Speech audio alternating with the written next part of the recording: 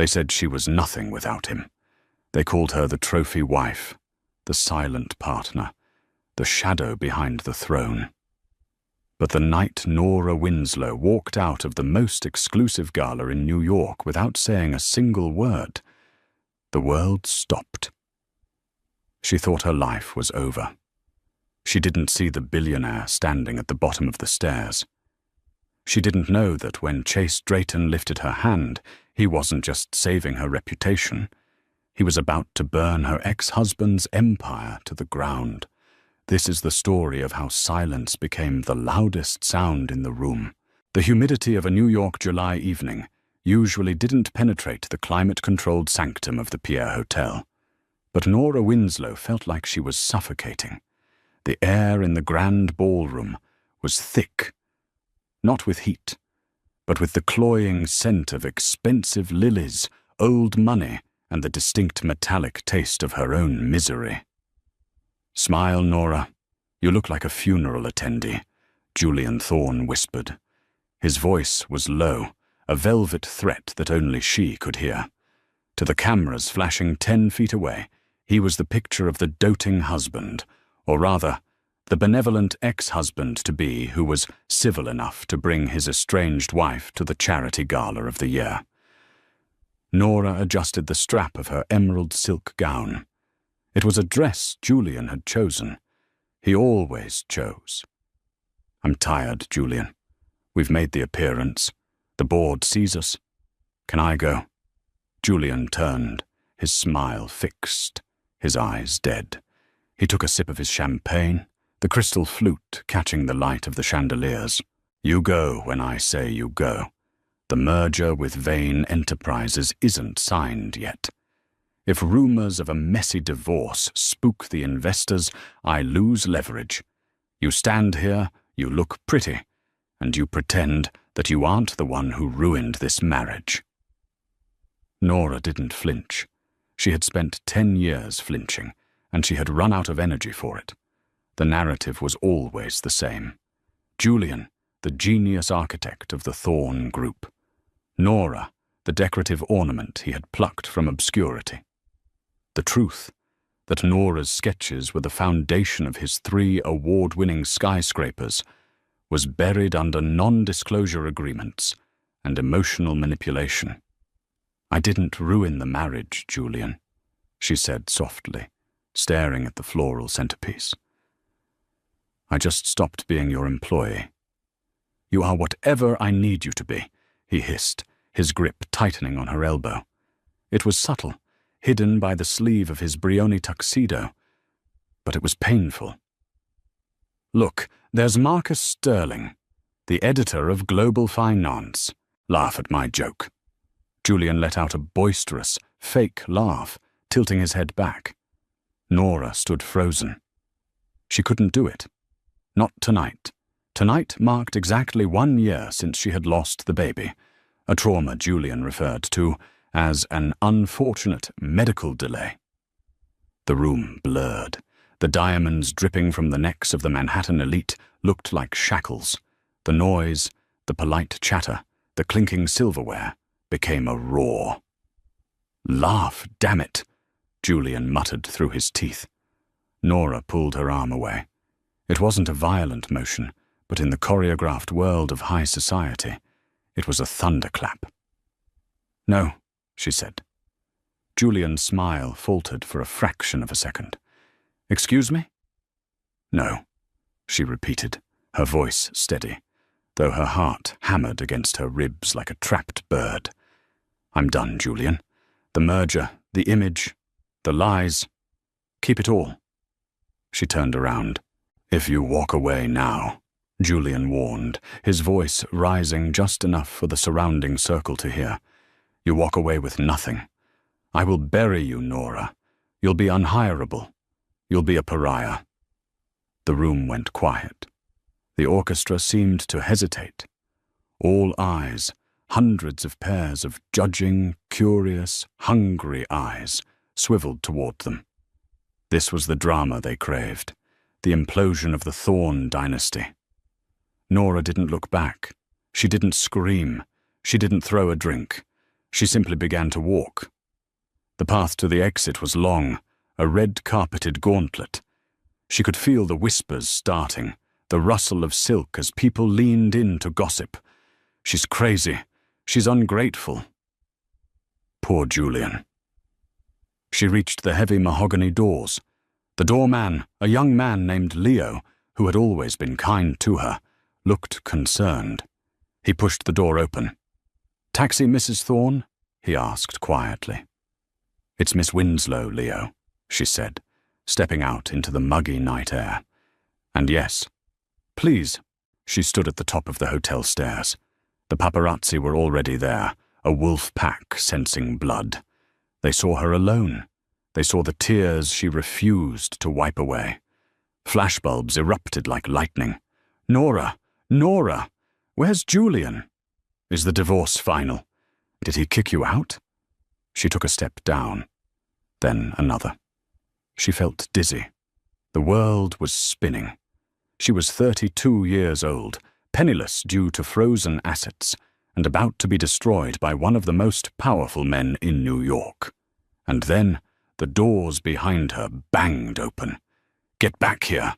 Julian's voice boomed from the top of the stairs. He had followed her out, a rookie mistake for a man obsessed with control, but his rage had eclipsed his PR training. "Don't you dare walk away from me when I'm speaking to you." Nora froze on the middle step. The paparazzi went into a frenzy. This was the money shot, the angry husband, the fleeing wife. She felt small. She felt inevitable defeat closing in. Then a car door slammed. It wasn't a taxi. It was a matte black phantom, idling at the curb, an island of silence in the chaos. A man had stepped out. He didn't look at the cameras. He didn't look at Julian. He looked up, straight at Nora. He was tall, wearing a suit that cost more than the average American home, but he wore it with a casual disregard. His hair was dark, touched with silver at the temples, and his eyes were like flint. Chase Drayton, the tech billionaire, the recluse, the man who had disappeared from the public eye 5 years ago after selling his AI company for $12 billion. He walked up the stairs, moving through the paparazzi like they were smoke. He stopped 1 step below Nora. The flashes were blinding now, a strobe light effect on the surreal scene. Julian froze at the top of the stairs. "Drayton, what the hell are you doing?" Chase ignored him completely. He reached out a hand. It was a steady, open palm. An invitation. "Nora," Chase said. His voice was calm, deep, and cut through the noise of the street. "Your carriage awaits." Nora stared at the hand. She barely knew him. They had met, briefly, years ago, at a summit in Davos, where she had been taking notes for Julian. Chase had been the only person to ask her opinion on the architecture of the venue. "Why?" she whispered. "Because," Chase said, loud enough for the microphones to catch. "Queens don't walk in the rain." She placed her hand in his. A collective gasp rippled through the press line. Chase Drayton, the ghost of Wall Street, had just taken the hand of the scandalous ex-wife. He didn't just hold her hand, he lifted it, pressing a chaste, chivalrous kiss to her knuckles, his eyes locking with Julian's over her shoulder. It was a declaration of war. The interior of the Phantom was a sanctuary. The glass was tinted and soundproofed, instantly cutting off the screaming mob and Julian's furious, red-faced shouting. Nora sank back into the leather, her trembling hands clutching her knees. The adrenaline was fading, replaced by a cold wash of reality. "Breathe," Chase said. He wasn't looking at her. He was pouring a glass of water from a crystal decanter built into the console. "Take small sips." He handed her the glass. His fingers brushed hers, warm, steady. "You realize what you just did?" Nora asked, her voice cracking. "Julian will destroy you. He'll say we're having an affair. He'll use this in court to nullify the prenup." Let him try, Chase said, leaning back and crossing his legs. He looked remarkably unbothered. Julian Thorne is a man who thinks power is volume. He thinks if he shouts loud enough, the world bends. I operate differently. I don't even know where we're going, Nora said. I have a studio apartment in Brooklyn. A friend lent it to me. We aren't going to Brooklyn, Chase said. We're going to the Drayton estate in the Hudson Valley. I can't go with you, Nora protested, sitting up straighter. Chase, I appreciate the rescue. Truly, it was cinematic. But I'm not a damsel. I need to figure out my life, not hide in a billionaire's castle. Chase turned to her then, his expression shifting from cool detachment to something intense. You aren't a damsel, Nora. You're the architect who designed the spire at Hudson Yards. You're the one who fixed the structural integrity issues on the Thorne Bridge when the engineers failed. You're the one who ghost-wrote Julian's keynote at the G20. Nora's breath hitched. How do you know that? I pay attention, Chase said, and I know that Julian has effectively blacklisted you from every major firm in the city. He's told them you're unstable.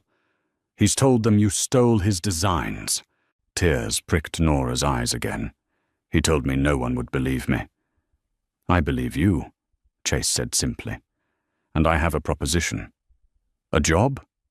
A partnership, Chase corrected. I recently acquired a plot of land, the old rail yards in West Chelsea. It's a mess. Zoning nightmares, environmental hazards. Everyone says it's unbuildable. Julian tried to buy it, and failed. Nora knew the site. She had sketched ideas for it on napkins for years. It was a dream project, a mix of green space and brutalist restoration. I want you to lead the design, Chase said. Total creative control. Your name on the cornerstone, not Mrs. Thorne, Nora Winslow. Nora laughed, a harsh, brittle sound. I can't. My lawyers say I have to lay low. If I start working, Julian will come after the fees. He claims intellectual property over anything I create while we're legally married. Leave the lawyers to me, Chase said. He tapped the partition window, signaling the driver. I have a legal team that makes Julian's retainer look like pocket change, but there's a catch. Nora narrowed her eyes. There's always a catch. You have to live at the estate for the duration of the design phase. It's remote, secure. Julian can't serve you papers if he can't get past the gate. And he hesitated, a rare moment of vulnerability. I need you to help me with something personal. What? My reputation, Chase admitted. I've been away. The market is nervous about my return. They think I've lost my edge. Being seen with you, the woman who walked away from Julian Thorne, it sends a message. It says I'm not afraid of a fight. So I'm still a prop, Nora said bitterly, just for a different man.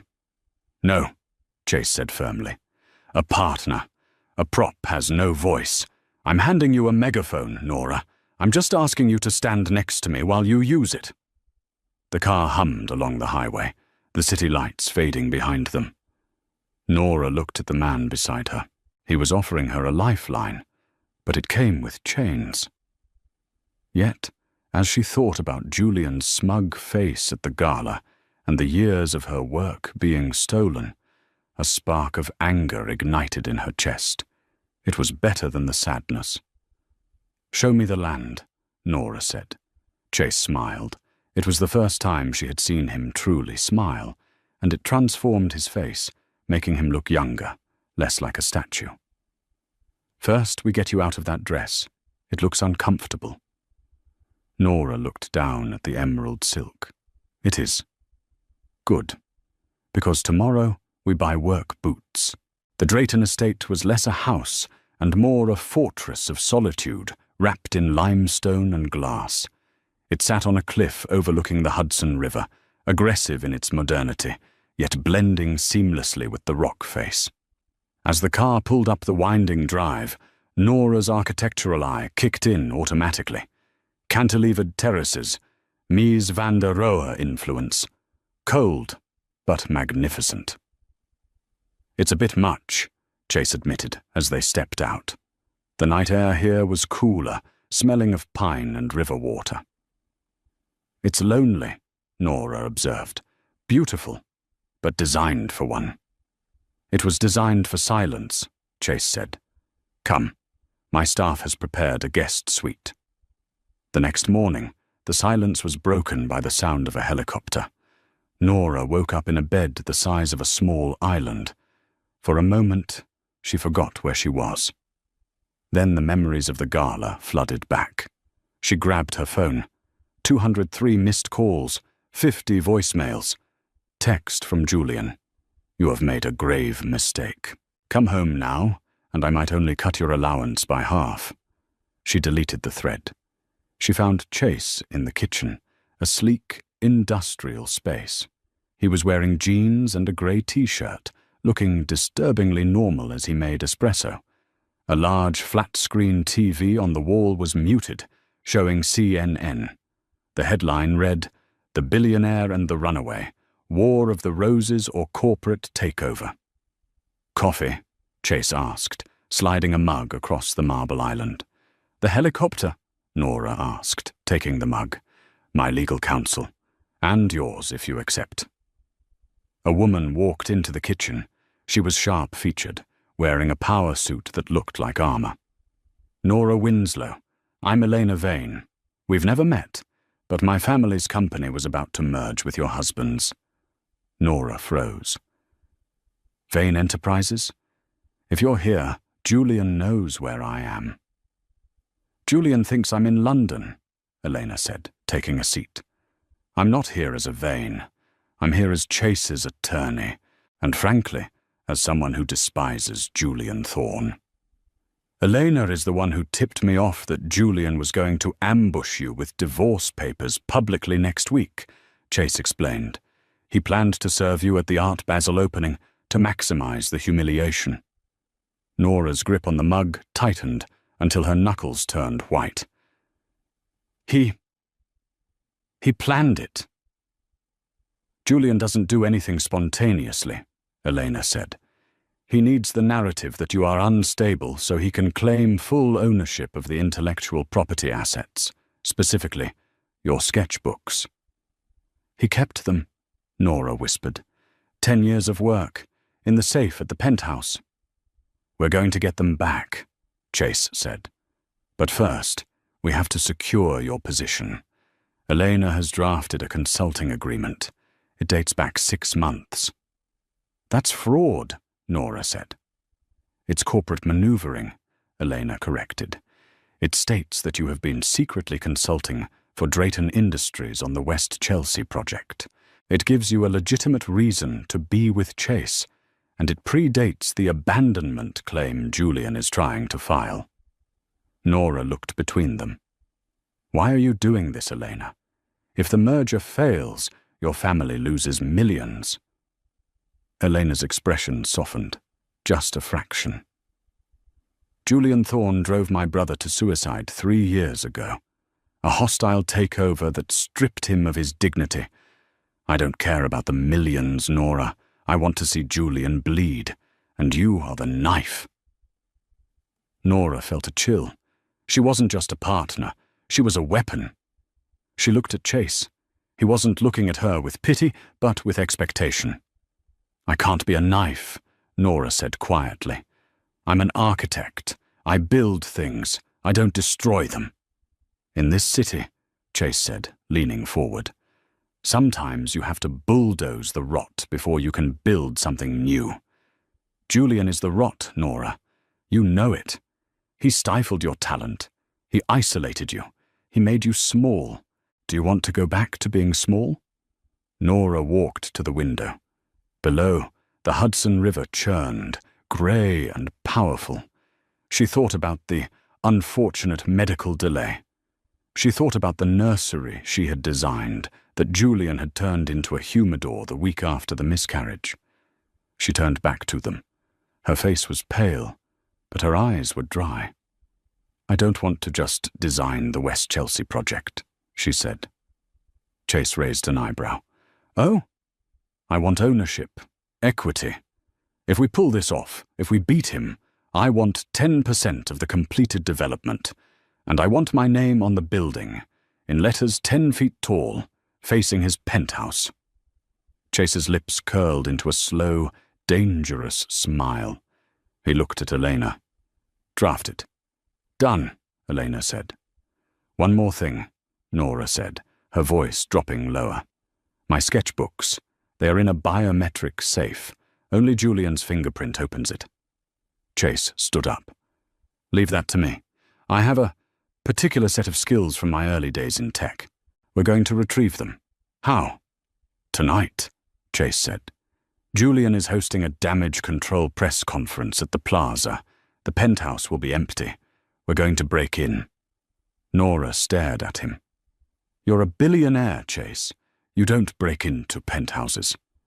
"I do when they hold the soul of my partner," he said.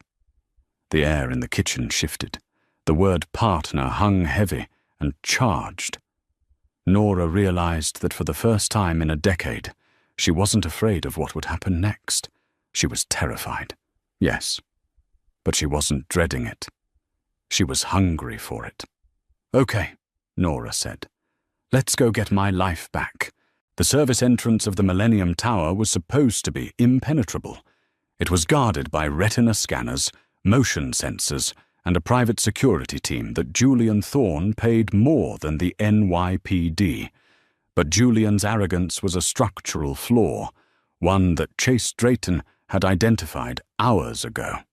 He never updated the firmware on the biometric locks," Chase murmured, tapping a sequence into a slim, black tablet connected to the panel by a hard line. "He thinks the hardware is enough. Typical. He builds tall, but he doesn't build smart."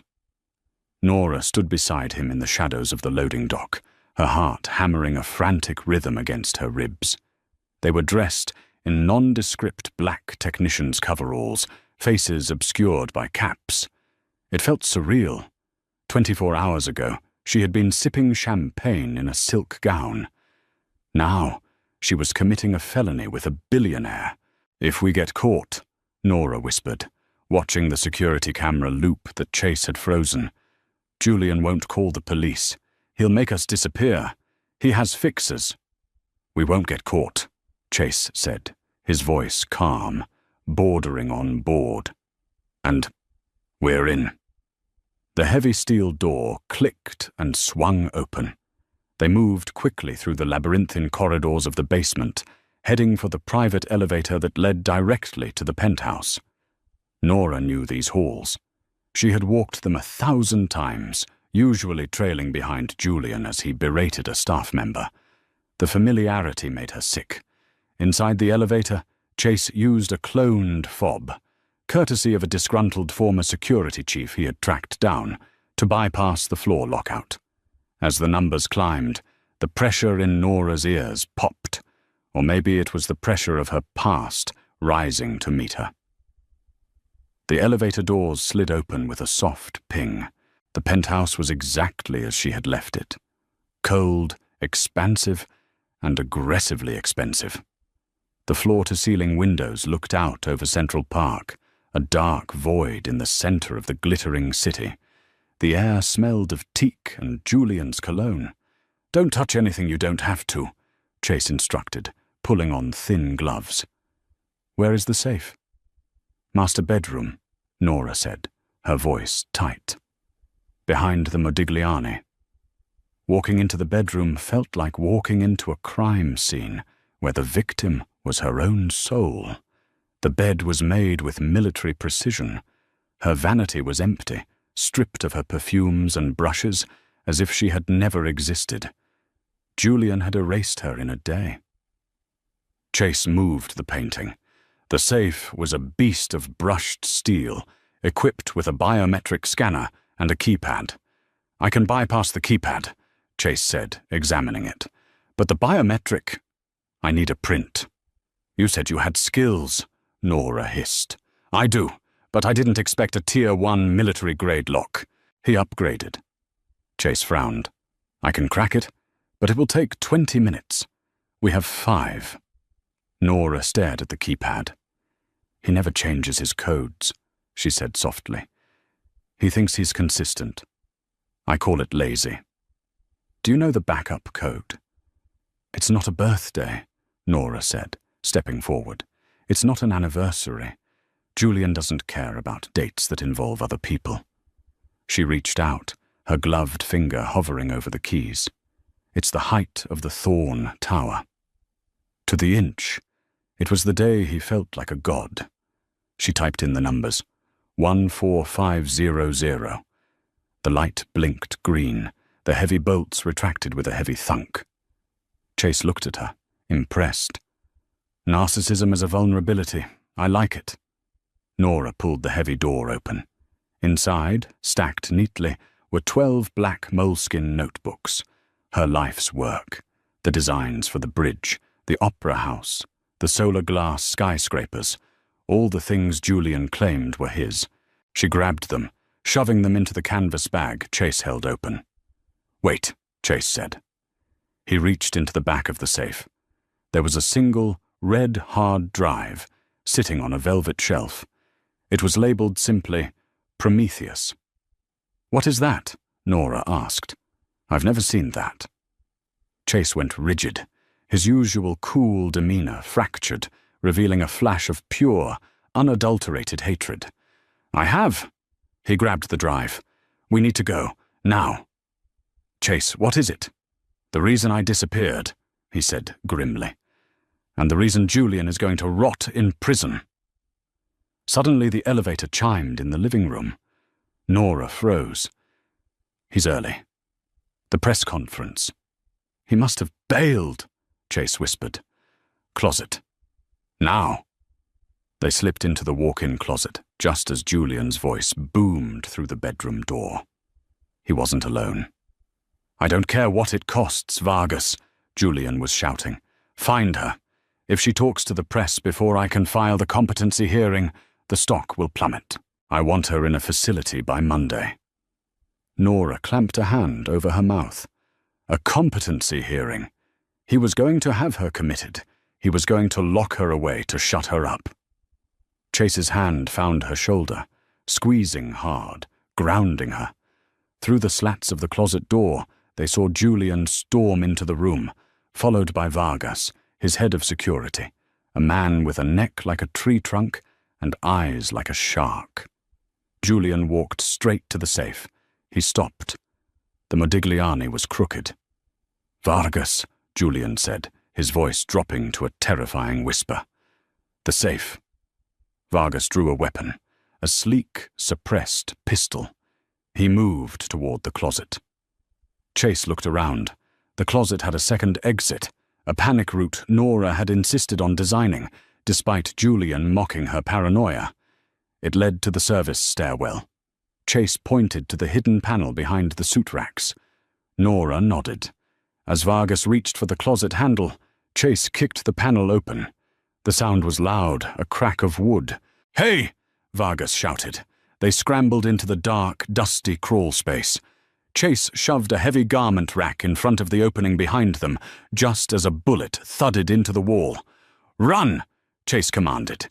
They sprinted down 40 flights of concrete stairs, lungs burning, the sound of shouting echoing above them. They burst out into the alleyway, gasping for air, the canvas bag heavy with their spoils. They dove into the waiting phantom. Just as the service door burst open, the car screeched away, tires smoking, disappearing into the New York night before Vargas could even raise his radio. Nora slumped back against the seat, clutching the bag of sketchbooks to her chest. She was shaking uncontrollably. He was going to lock me up, she whispered. Chase didn't answer immediately. He was staring at the red hard drive in his hand, his knuckles white. He won't get the chance, Chase said, and his voice was dark, dangerous, and utterly final, because we just stole his nuclear football. The drive back to the Hudson Valley was silent, But the air inside the car was charged with a static tension. The adrenaline of the heist had faded, replaced by the grim weight of what they had discovered. Back at the Drayton estate, Chase went straight to his study, a room that looked more like a NASA command center than a library. Banks of servers hummed in the corner. He plugged the red hard drive into an isolated terminal. Nora stood by the fireplace, still wearing the black coveralls, holding a mug of tea she couldn't bring herself to drink. "Chase, talk to me. What is Prometheus?" Chase typed a command, his eyes scanning the cascading code on the screen. 5 years ago, my company, Drayton AI, was on the verge of a breakthrough, a new algorithm for sustainable energy grids. It would have made fossil fuels obsolete in urban planning. It was worth trillions. "I remember," Nora said. "The news said the prototype failed. It caused a blackout in Chicago. You were investigated for negligence. That's why you sold." "The prototype didn't fail," Chase said, turning the screen toward her. "It was sabotaged." Nora stepped closer. The screen showed emails, blueprints, and bank transfers. "Julian," she breathed. "Julian was heavily invested in traditional grid infrastructure," Chase explained. "If my tech worked, his holdings would have been worthless. So, he paid a contractor to introduce a virus into my system during the Chicago test. It caused the overload. People were hurt, Nora. A hospital lost power. I took the fall to protect my team, sold the company, and vanished." Nora read the emails. "Initiate Protocol Prometheus. Target, Drayton Mainframe. Payment, $5 million to offshore account. The signature at the bottom was unmistakable." "J. Thorne. He destroyed your life for money," Nora said, disgust curling in her stomach. "He destroyed my reputation," Chase corrected. "He made me a pariah. And I've spent 5 years waiting for the proof. I knew he kept it. Julian is a hoarder. He keeps insurance on everyone he hires to do his dirty work, in case they turn on him." Nora looked from the screen to Chase. A realization hit her, cold and sharp. "The safe," she said slowly.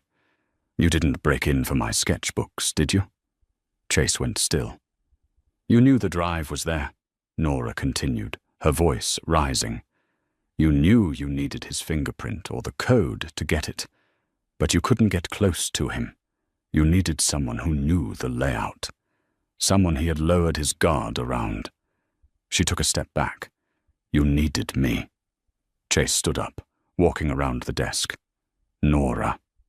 "I was the key," she said, tears of betrayal stinging her eyes. "That night at the gala, the rescue, the Queen's speech, it was all a calculation. You didn't care about saving me. You just wanted to get into that penthouse." "It started that way," Chase admitted. He didn't flinch, didn't try to lie. "Yes, when I saw you walk out, I saw an opportunity. The enemy of my enemy. I needed a way into his fortress, and you were the only person who had ever lived inside it." Nora threw the canvas bag of sketchbooks onto the floor. "So I'm still a pawn. Julian used me for my talent. You used me for my access. Is there a single man in this world who sees me as a human being?" "I do!" Chase shouted, the sudden volume making her jump. He crossed the room in 2 strides, grabbing her shoulders. "Yes, it started as a transaction. But then I read your file. I saw what you built. I saw how you stood there on those stairs, terrified but unbroken. And tonight, Nora, you ran into a burning building with me. You saved us with that code. You are not a pawn." He let go of her, running a hand through his hair. "I need the drive to clear my name. But I need you to build the future. The West Chelsea project isn't a bribe. It's real. I can't build it without you. I have the money. I have the land. But I don't have the vision. You do." Nora looked at him. She saw the desperation in his eyes, not the desperation of a billionaire who wants more money, but of a man who has been alone in the dark for too long. She looked down at the hard drive. This proves he's a criminal. Yes. And these, she pointed to the bag of sketchbooks, prove he's a fraud. She looked up, her jaw setting. If we release the drive now, he goes to jail. And the divorce gets messy. Your assets get tied up in RICO investigations. You might not see a dime for years. I don't care about the money, Nora said, but I want to beat him. I want to beat him on the field before we put him in the cage. I want him to see me build something better than he ever could, and I want him to know it was me. Chase watched her, a slow respect dawning on his face. You want to humiliate him first. I want to take his legacy, Nora said. Then you can take his freedom. Chase nodded slowly. Then we don't leak the drive yet. We hold it. We let him think he's safe. We let him come after the project. And when he overextends, we drop the hammer, Nora finished. She picked up the canvas bag. I'm going to bed. Tomorrow I want a drafting table. And I want the best structural engineer in the city. If we're going to war, I need a crew. Chase watched her walk out. For the first time in 5 years, the ghosts of his past didn't feel so loud. The West Chelsea rail yards were a graveyard of rusted steel and weeds, a scar on the perfectly manicured face of Manhattan's West Side. It was ugly, dangerous, and legally complicated. To Nora Winslow, it looked like paradise. 3 days had passed since the heist. Julian was publicly spinning a narrative that Nora had suffered a nervous breakdown and was resting at an undisclosed location. He hadn't reported the theft. He couldn't admit what was missing from the safe. It was a stalemate. Nora stepped out of the SUV, her boots sinking into the mud. She wore jeans, a white hard hat, and a neon vest over her blazer. Chase stood by the car, watching. You don't have to come out, Nora said. I can handle the foreman. I like watching you work, Chase said, leaning against the hood. Besides, I pay the bills. Nora rolled her eyes, but a small smile touched her lips. She walked toward the group of men gathered by the excavator. They were a rough crew, union guys who had worked for Julian Thorne for years before Chase outbid him for the contract. The foreman, a burly man named Kowalski, spat on the ground as she approached. So, Kowalski grunted, eyeing her up and down. You're the billionaire's girlfriend, here to pick out the curtain colors? The crew snickered. Nora didn't stop walking until she was toe-to-toe with him.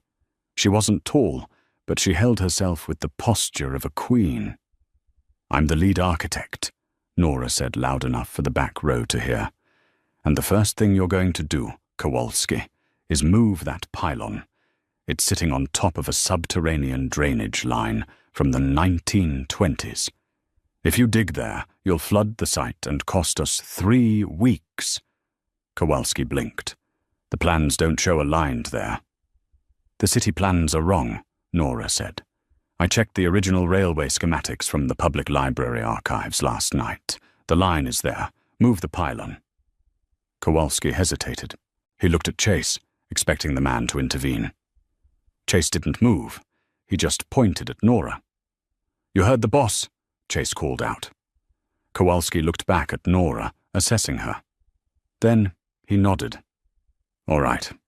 Check the line. Move the rig. As the men dispersed, getting to work, a black sedan pulled up to the construction gate. Nora's stomach dropped. She knew that car. Julian stepped out. He was impeccable as always, but there were dark circles under his eyes. He flanked by 2 lawyers in grey suits. Get off my property, Julian, Chase said, pushing off the car and walking toward the gate. It's not your property for long, Julian sneered. He held up a sheaf of papers. Injunction. We're filing a motion that the purchase of this land was made using funds misappropriated from the Thorne marital estate. Until the divorce is settled, this site is frozen." He looked at Nora, his eyes cold and dead. "I told you, Nora. You walk away with nothing." The construction noise died down. The workers watched. This was it. The public humiliation. Nora felt the old fear rising, the instinct to shrink, to apologize. But then she felt the weight of the boots on her feet. She thought of the red drive in the safe back at the estate. She thought of the baby she lost, and the nursery that became a humidor. She walked past Chase and stood in front of the gate. "This isn't marital assets, Julian," she said, her voice steady. "My contract with Drayton Industries predates our separation. And as for the injunction," she turned to the gathered press photographers who had been tipped off by Julian's team and were now snapping pictures from the sidewalk. "You can freeze the land," Nora announced, "but you can't freeze the truth." She pulled a roll of blueprints from her bag. She unrolled them against the chain-link fence. It was a rendering of the new building, a stunning, twisting tower of glass and vertical gardens that seemed to defy gravity. "This is the Phoenix," Nora said to the cameras. "It's a sustainable, net-zero housing complex designed for the people of New York, not just the elite. It uses the Drayton algorithm to power of itself." She looked at Julian. "And I designed it. Me, Nora Winslow. Just like I designed the Thorn Spire. Just like I designed the Opera House." The reporters shouted questions. "Did you design the spire, Nora? Is Thorn a fraud?" Julian's face turned purple. "She's lying. She's mentally unstable." "Sue me," Nora said, a small, dangerous smile playing on her lips. "I welcome discovery, Julian. I'd love to open up the archives in court. Let's see whose handwriting is really on those original drafts." Julian took a step forward, looking like he might strike her. Chase stepped in front of her, a wall of muscle and menace. "Take a step back, Julian," Chase warned low, "or you'll need a new jaw." Julian glared at them, vibrating with rage. But the cameras were rolling. He was losing the narrative. "This isn't over," Julian spat. "I will bury this project in red tape for a decade. You will never lay a single brick." He turned and stormed back to his car. As the sedan drove away, the construction crew broke into applause. Kowalski tipped his hard hat to Nora. Chase turned to her. "The Phoenix?" "I came up with it in the car," Nora admitted, her legs finally trembling. "Is it too cheesy?" "It's perfect," Chase said. He looked at the rendering on the fence. "And we're going to build it, even if I have to buy the city council to get the permits." Nora looked at the empty, muddy lot. For the first time in her life, she didn't see a wasteland. She saw a canvas, and she wasn't painting it for Julian Thorne. "Let's get back to work," Nora said. The attack, when it came, wasn't against the building. It wasn't an injunction or a lawsuit. It was quieter, crueler, and designed to break Nora Winslow's spirit before she ever stepped foot in a courtroom. It had been 2 weeks of rapid progress on the Phoenix. The foundation was poured, and the media was eating up the David versus Goliath narrative.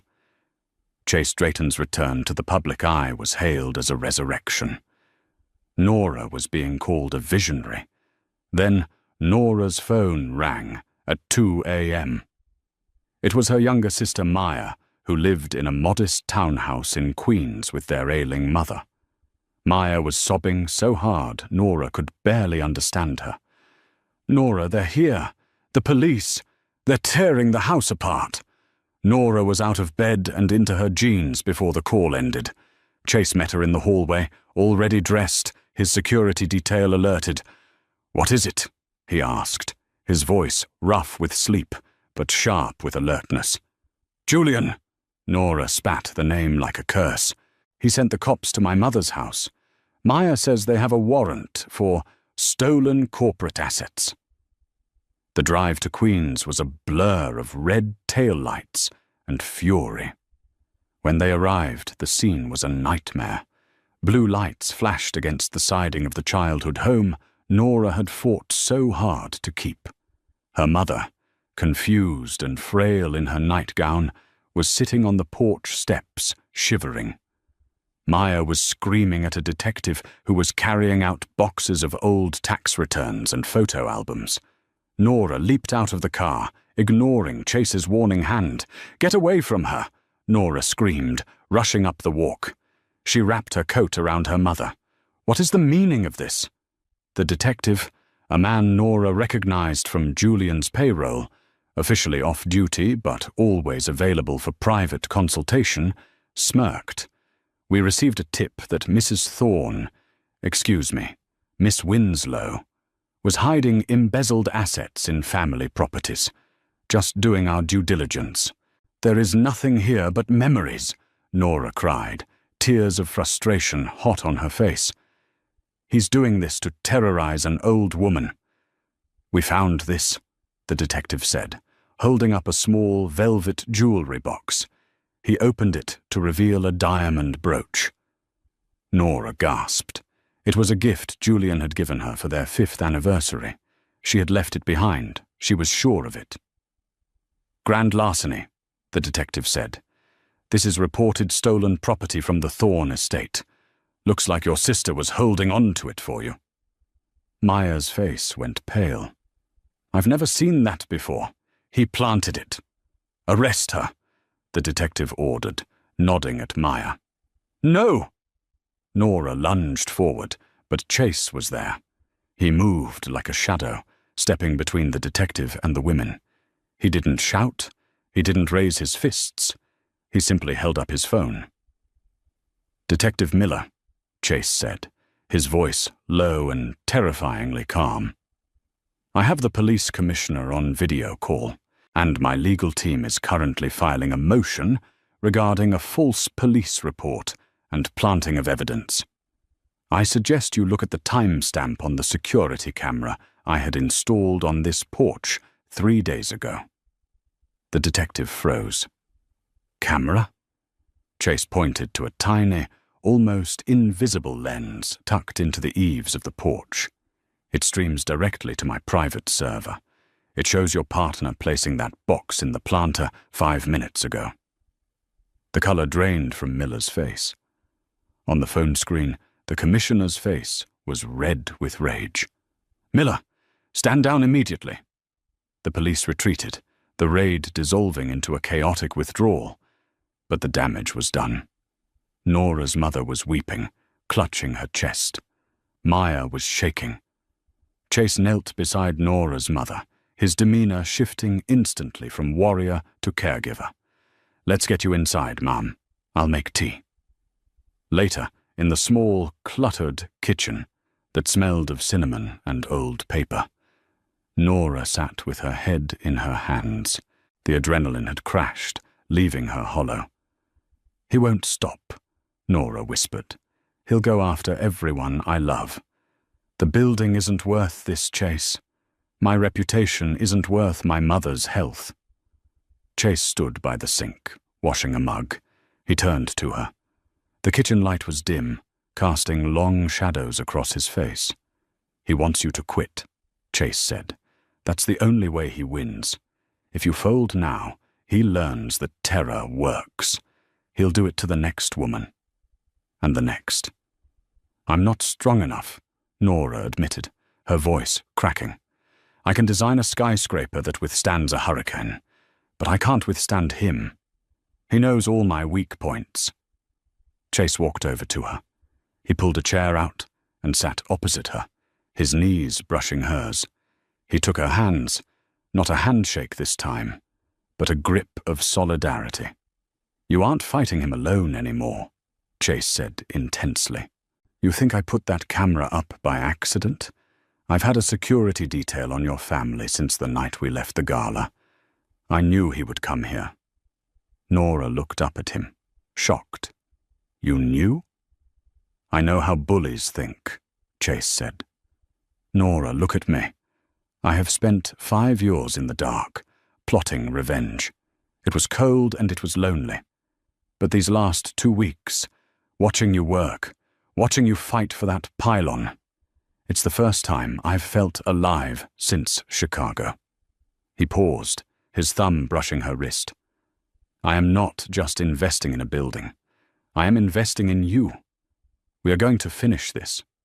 Not just for us, but so he can never hurt anyone like this again."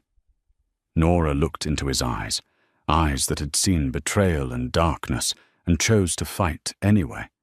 She squeezed his hand back. "Okay," she whispered, "but no more defense. No more reacting. We strike." "Agreed," Chase said. "The injunction hearing is on Monday.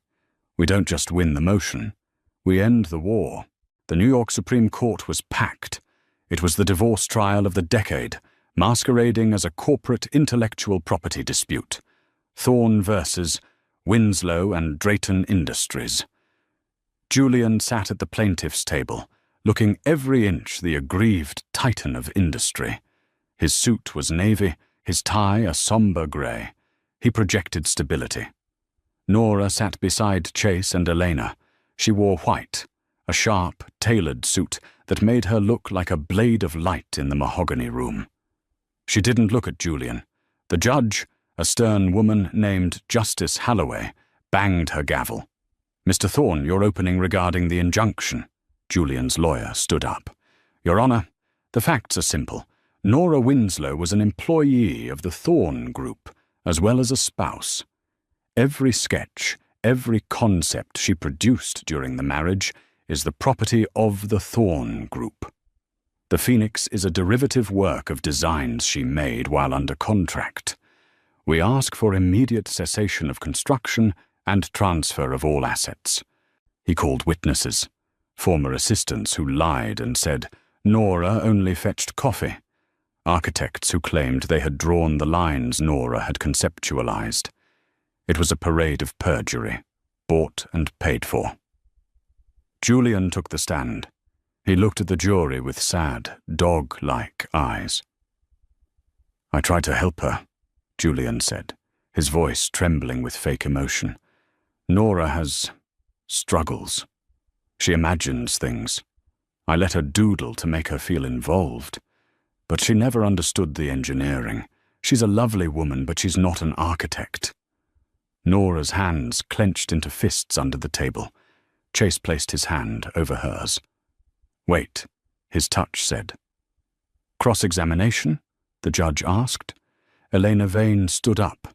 She didn't hold a notepad. She held the red hard drive. "Mr. Thorne," Elena said, walking to the podium, "you claim Miss Winslow lacks the technical knowledge to design complex systems." "She struggles with basic math," Julian scoffed. A few people in the gallery chuckled. "Interesting," Elena said, "because I have here the metadata from the server logs of the Thorne Spire project. Can you explain why the user Nora W. was logged in for 400 hours reviewing structural load algorithms, while the user Julian T. was logged in for 0? Julian stiffened. "I delegate." "Do you delegate felony wire fraud as well?" Elena asked sharply. "Objection!" Julian's lawyer screamed. "I am introducing new evidence," Elena said, turning to the judge. "Exhibit A, the Prometheus drive." The courtroom went silent. Julian's face turned the color of ash. "This drive," Elena announced, plugging it into the court's AV system, "contains the source code for the Drayton algorithm, stolen 5 years ago. But more importantly, it contains audio logs. Julian Thorne has a habit of recording his meetings to ensure leverage over his co-conspirators." She tapped a key. Julian's voice, clear and arrogant, filled the room. Recording date, July 12th, 2020. "I don't care if the bridge collapses, Jerry. Just use the cheap steel." Nora caught the error in the stress test, but I gaslit her into thinking she carried the decimal wrong. She's crying in the bathroom right now. It's pathetic. But God, she's a gold mine. As long as she stays insecure, I'm the genius." The gallery gasped. The jury looked sick. Nora stared at Julian. He wasn't looking at her anymore. He was staring at the table, his empire crumbling in real time. Elena played another clip. Recording date, last week. "Plant the jewelry at the mother's house. Break the girl. If Nora shows up to court, I'm finished. Make sure she's too broken to speak." "This is a deep fake," Julian shouted, standing up, knocking his chair over. "This is AI. Drayton is a tech wizard. He faked it." Chase stood up then. He buttoned his jacket slowly. "It's not a fake, Julian," Chase said, his voice carrying to the back of the room without a microphone, "because the drive also contains the bank transfer records where you paid the hacker, and the hacker is currently in federal custody, ready to testify." The doors at the back of the courtroom opened. 2 FBI agents stepped in, followed by a U.S. Marshal. Justice Holloway looked at the agents, then at Julian. "Mr. Thorne, it seems this is no longer a civil matter." The agents moved in. "Julian Thorne, you are under arrest for corporate espionage, racketeering, and conspiracy to commit fraud." As they handcuffed him, Julian looked at Nora. He looked for fear. He looked for pity. Nora stood up. She looked him in the eye. "You were right about one thing, Julian," she said, her voice clear and steady. "I did imagine things. I imagined a version of you that was a good man. But I stopped imagining a long time ago. Now, I build." They dragged him out. The flashbulbs popped, but this time Nora didn't look down. She turned to Chase. "Is it over?" she asked. Chase smiled, and it was a smile of pure, unburdened freedom. "The war is over, Nora. Now, we build the peace." 1 year later, the Manhattan skyline had a new crown jewel. The Phoenix didn't just scrape the sky, it embraced it. It was a twisting helix of glass and greenery, a vertical forest that breathed life into the concrete jungle of West Chelsea. It generated its own power, recycled its own water, and housed a mixed-income community that was already thriving. The grand opening gala was the event of the century, but this time the atmosphere was different. There was no stifling humidity, no forced laughter. The air was crisp and the music was jazz, alive and improvisational. Nora stood on the observation deck on the 91st floor. She wore gold tonight, a dress of shimmering metallic fabric that looked like armor made of starlight. She held a glass of champagne, looking out at the city she had conquered. "They're waiting for your speech," a voice said behind her. Nora turned. Chase was there. He looked older. Tired, perhaps, but happier. The lines of stress around his eyes had softened into laugh lines. "I'm just taking a moment," Nora said, "to remember." "Remember what?" Chase moved to stand beside her, leaning his elbows on the railing. "The girl who walked out of the Pierre Hotel," Nora said. She felt like she was dying. She didn't know that she was just molting. Chase chuckled. "You were terrifying that night, you know. Even crying. You had this dignity. It scared the hell out of me." "You saved me," Nora said softly. "No," Chase corrected, turning to face her. "I opened the car door. You got in. And then you saved me. You pulled me out of that dark room in my house. You made me believe in something other than revenge." He reached into his pocket. For a second, Nora's heart stopped. Was this it? Chase pulled out a small black velvet box, but it wasn't a ring. It was a key, an old-fashioned, heavy iron key. "What is this?" Nora asked. "I bought the townhouse in Queens," Chase said. "I renovated it. It's in your name. For your mother. For Maya. It's safe now. Forever." Nora felt the tears welling up, but they were good tears. tears of gratitude. "Chase, you didn't have to. I wanted to," he said. "Nora, He hesitated. The billionaire who could buy countries suddenly struggling for words. "I don't know how to do this part. The part where the project is finished. What happens to us?" Nora took the key, her fingers brushing his palm. She stepped closer, closing the gap between them. "The project isn't finished," she said. "We have the Tokyo waterfront proposal next month, and the solar grid in Dubai." Chase searched her eyes, hope flaring in his chest. "We do?" "I'm not working with anyone else," Nora said. "I found my partner." "Just a partner?" Chase asked, his voice dropping to a whisper. Nora smiled, and it was the smile of a woman who owned her past, her present, and her future. "Ask me again after the Tokyo project," she teased. Then she softened. "Ask me tonight, when the guests leave." Chase laughed, a sound of pure joy. He took her hand, the hand he had lifted a year ago to save her pride, and he kissed it again. But this time, he didn't let go. "Ready to face the cameras?" he asked. Nora looked out at the city lights, then back at him. "I'm ready," she said. They walked back inside together, hand in hand, stepping out of the silence and into the applause. And that is the story of how Nora Winslow went from a silenced wife to the architect of her own destiny. She proved that your voice is your most powerful tool, and that sometimes the hardest walk you'll ever take is the one away from everything you know, toward the person you're meant to be. Julian Thorne sits in a cell, watching the sun reflect off the phoenix, a permanent reminder of the woman he couldn't break. Thank you so much for watching this story. If Nora's journey inspired you, please hit that like button. It really helps the channel. Don't forget to share this with someone who needs a reminder of their own strength, and subscribe for more stories of justice, romance, and resilience. See you in the next video.